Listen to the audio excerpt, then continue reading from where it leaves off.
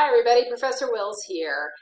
We're continuing our survey course of the ancient world, examining now our next unit about Romanesque Europe associated with medieval world. We're talking an era where people had real angst about whether any sinful practices would condemn them as Christians to damnation in hell.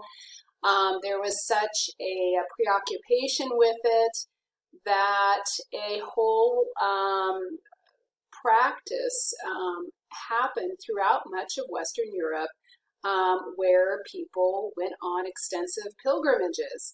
And you have to imagine there was no mass transit. There were no comfortable air-conditioned vehicles to get you from one point to another. Instead, this was often done in the most uncomfortable, arduous ways, often on foot.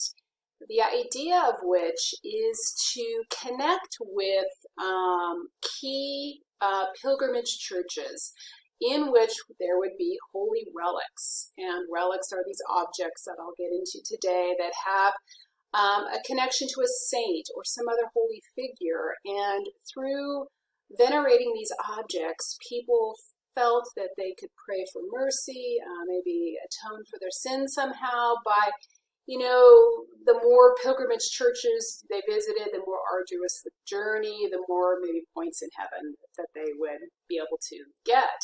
Or maybe they could help not only themselves, but maybe it would help benefit a loved one who might be suffering, that kind of thing. So they believed, this is the era where martyred saints really had they believe they had special powers to help the most devoted and faithful. So this is a characteristic of the Romanesque age. Another characteristic of the Romanesque age, and why it's called the Romanesque age, and we're looking at the years about 1000 to 1200, so the 11th and 13th centuries, is that it's a return to the kind of stonework, stone masonry, that was very common in the ancient Roman Empire. That's why it's called Romanesque.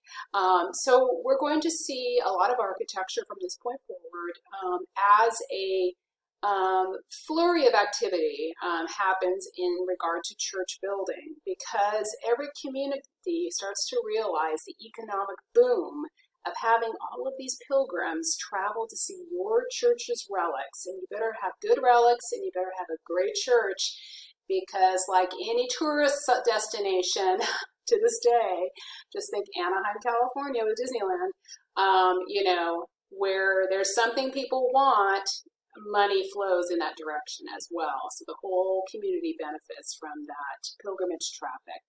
So let me show you through my PowerPoint when I'm talking about what was happening in this age, and how art reflects those needs of people to connect with holy figures and to find a means through which to atone for whatever sins they may have perceived themselves to have in those days. So without further ado, let's get to that PowerPoint per usual. All right, I just opened it up with a quick slide here. I'll take my image away here of our era. Again, that's how it's spelled, the Romanesque era. We're looking at the late 11th to or the 12th centuries. This is just a sculptural relief. We'll examine this in another mini lecture where these devilish figures are competing with angels for souls. And they're weighing souls, and so it's a sense of a scale, who's going to get into heaven, who's going to go into hell, and the angels are trying to advocate for good Christians, that kind of thing. But again, this is part of the psyche of that age. Moving on to the next slide, here's a map of Western Europe, mostly, I guess, a little bit of Eastern Europe. What it looked like in the year 1100. As you can see, the Holy Roman Empire is pretty substantial still. We're going to be focusing, though, on what we now know as France. It's almost about the shape we are familiar with now. And France, as well as northern Spain. Particularly this region here, are the sacred locations for another map I'll show you just now of these pilgrimage routes. So all of these lines in all of these communities were stops to visit these pilgrimage churches, visit these holy relics. The most famous kind of A-list, if you can't get to Jerusalem, which for the average person living in the 12th century would be impossible.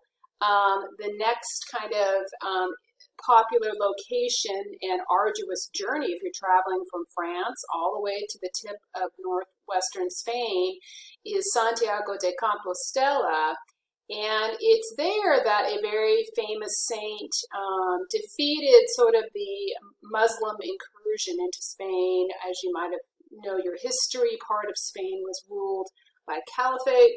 And as the Muslim world expanded through North Africa and up into Europe, it was considered a Christian triumph to, hold them at bay, etc., right? The age-old conflict between religions. But because of that, it kind of, complements the whole era of the Crusades and Christians versus Muslims and all of that drama, right?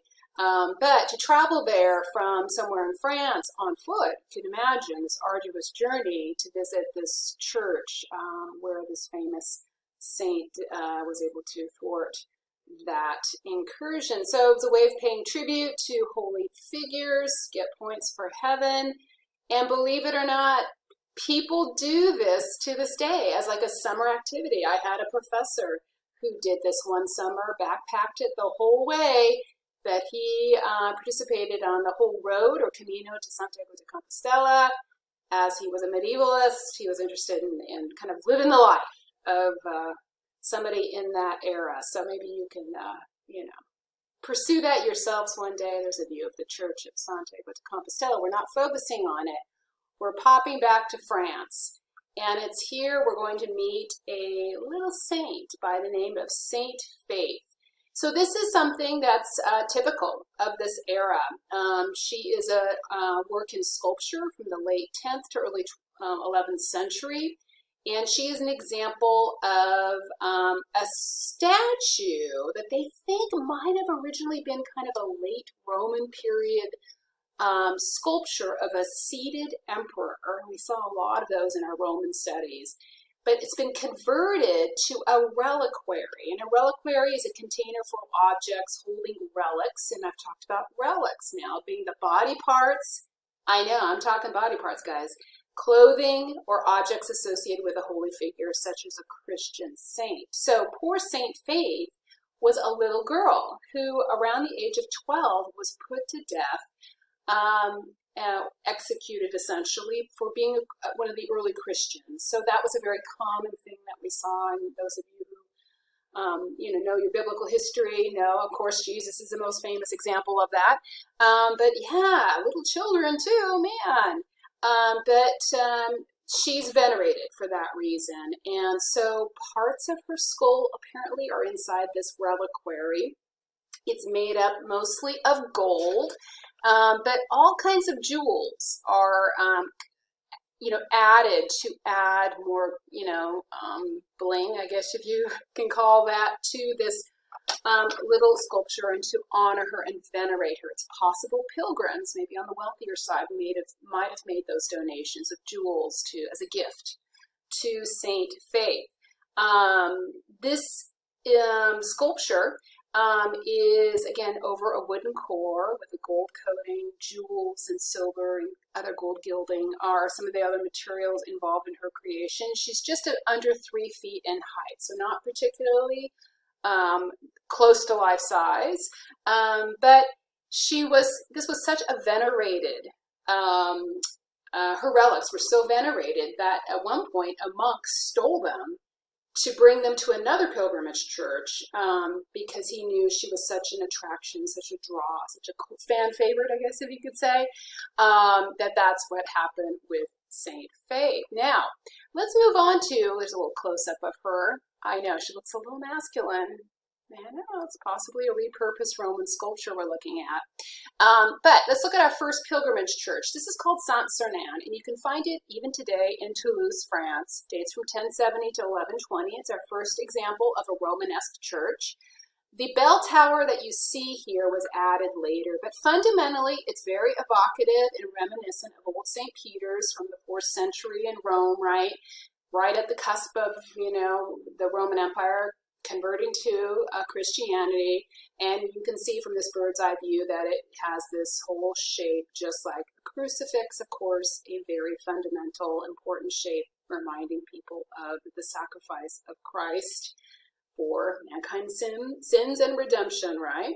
So this is an example of the many churches that popped up in many French and Spanish and other European communities competing for that pilgrimage traffic and the economic benefits of that. What we can see with the plan here with Saint-Sernin, there's that recognizable cross shape, is that its harmony and beauty comes from a mix of ratios and repeated forms, along with what forms down the center or nave, taking you to the altar end of the church, is a barrel vault. I'll show you an image of that in a minute. Groin vaults, you can recognize because they have this little X shape. That is the intersection of two barrel vaults. The groin vault, you might remember that from our unit on Roman architecture. So these are the vaulting techniques, and of course, remember, a vault is a masonry roof or ceiling constructed on the arch principle, or one that shares the same shape. So keep in mind, we're looking at stone vaults. We're not looking at wooden ceilings that you might have seen at Old St. Peter's back in the 4th century. This is the era of Rome, the Romanesque era. It's the revival of Roman vaults, but also Roman stonework in architecture and sculpture. So let's take a look inside some of the vaulting, of course. Just our quick handy-dandy chart here of a barrel vault. Looks like a long tunnel in the intersection of a barrel vault and two barrel vaults is the groin vault.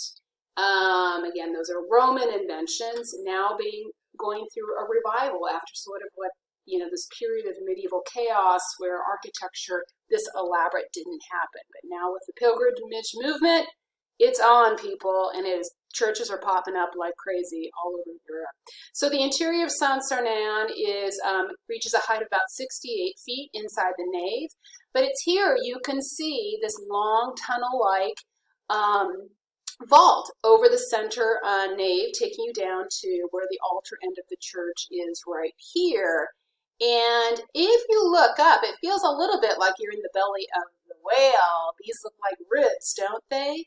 This is something called a transverse arch, and they spring from these engaged columns, or what they call compound piers, that appear in a regular interval, spaced on either side of these arches or arcade that takes you down to the altar end of the church. So these transverse ribs delineate each bay between them and provide a little bit of a structural support as well.